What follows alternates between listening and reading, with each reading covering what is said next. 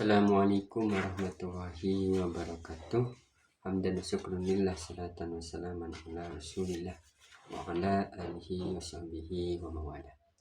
Yang saya hormati Bapak Fikri Farihin MPDI selaku pembimbing mata kuliah Tahsinul Qiraah dan juga mahasiswa PAI 7C yang saya banggakan. Baik, hari ini saya akan sedikit menjelaskan mengenai materi ahkamul huruf pada mata pelajaran Tahsinul Qiraah. Ahkamul huruf. Jadi ahkamul huruf itu adalah hukum. Ahkamul itu adalah hukum. Jadi ini hukum-hukum huruf. Yang pertama di sini ada hukum nun mati atau tanwin.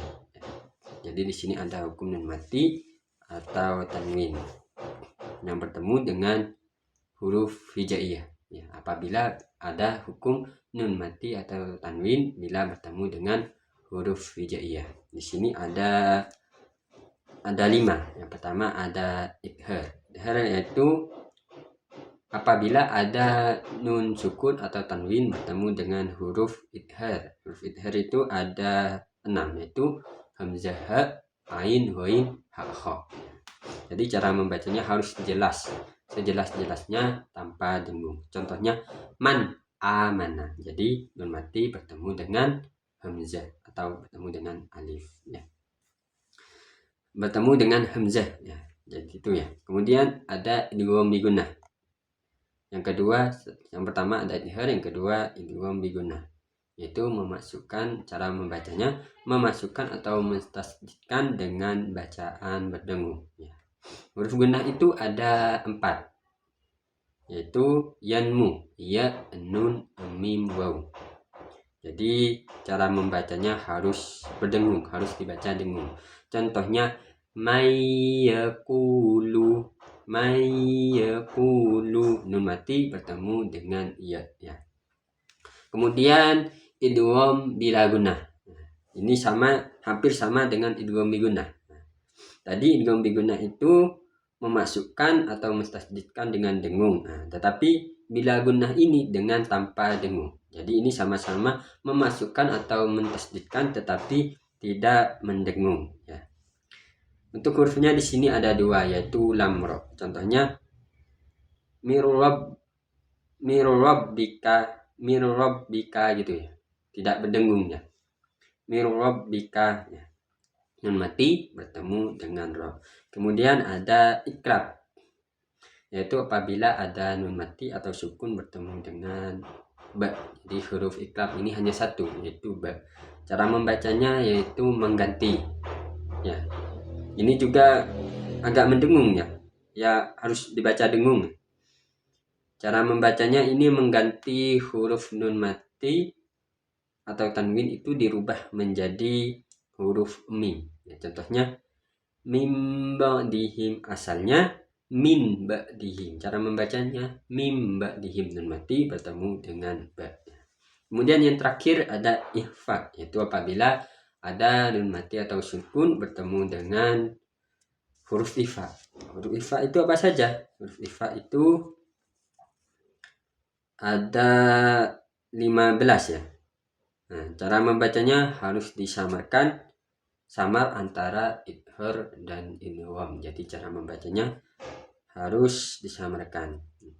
Huruf ifa itu ada 15, yaitu ta, ta, jim, dal, zal, za, sin, shin, sod, lo, to, lo, fa, qaf, dan kaf. Contohnya min qablika atau minkum gitu ya. Nun mati bertemu dengan qaf ya. Baik, itu untuk nun mati atau tanwin ya. Selanjutnya di sini ada hukum mim mati atau sukunnya jika bertemu dengan huruf hijaiyah. Yang pertama ada idhar safawi. Yaitu apabila ada mim sukun bertemu dengan huruf ba. Jadi cara membacanya idhar itu cara membacanya. Idhar itu kan artinya jelas. Jadi membacanya jelas, harus jelas tanpa mendengung. Itu idhar syafawi. Idhar syafawi itu hurufnya ada 2, yaitu mim. Ada banyak, kecuali huruf mim dan ba itu adalah huruf idhar syafawi. Contohnya antum ta'lamun, antum ta'lamun, ya harus jelas. Mim mati bertemu dengan ta, ya. Tum ta'lamun gitu ya. Kemudian ada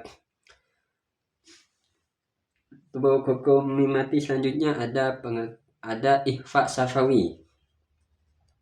Ikhfa syafawi. Jadi cara membacanya ini agak samar karena ikhfa artinya samar, menyamarkan. Untuk huruf ikhfa di sini, ikhfa syafawi di sini hanya satu ya, yaitu ba.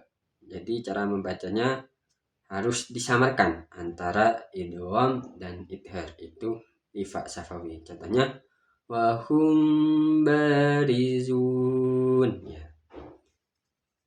Cara membacanya ini harus samar dan juga ada dengung. Jadi cara membacanya wahum barizun. Hum barizun itu bibir agak tertutup tapi agak ada rongga sedikit ya untuk dengungnya.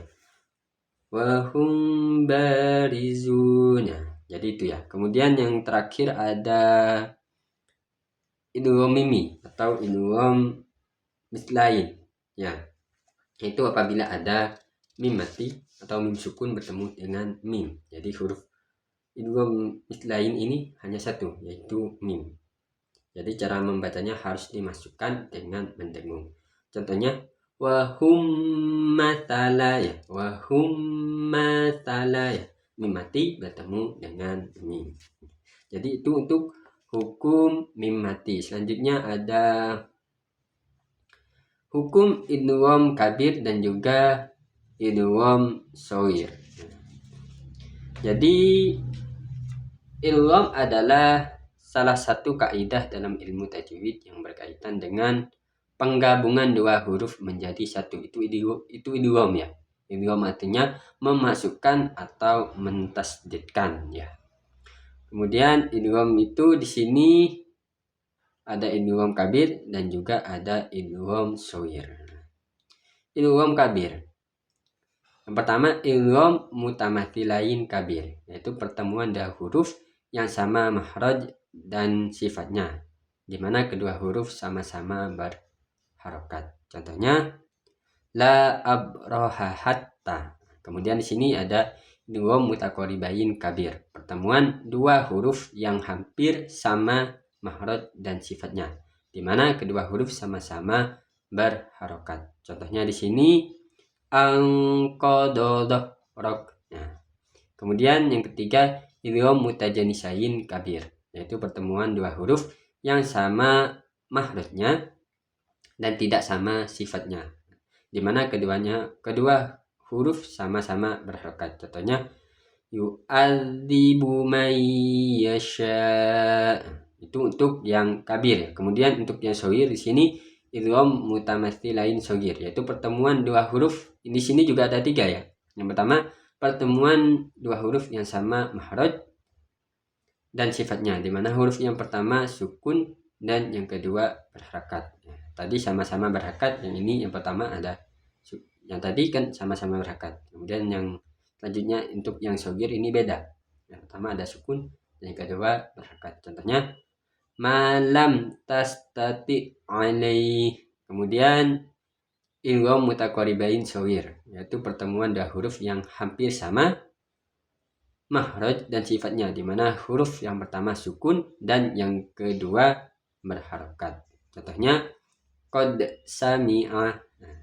Kemudian ada idgham mutajanisain shaghir, yaitu pertemuan dua huruf yang sama makhrajnya dan tidak sama sifatnya, di mana huruf yang pertama sukun dan yang kedua berharokat.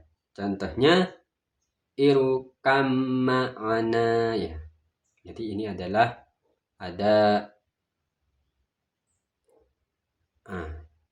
irkam ma'ana. Ini juga bacaan apa sudah lupa. Ini intinya ada ba sukun bertemu dengan mim ya. Ini ada bacaan, maaf lupa. Kemudian contoh yang selanjutnya yaitu faulak ya. Jadi itu ya, mungkin hanya itu yang bisa saya sampaikan, kurang lebihnya mohon maaf.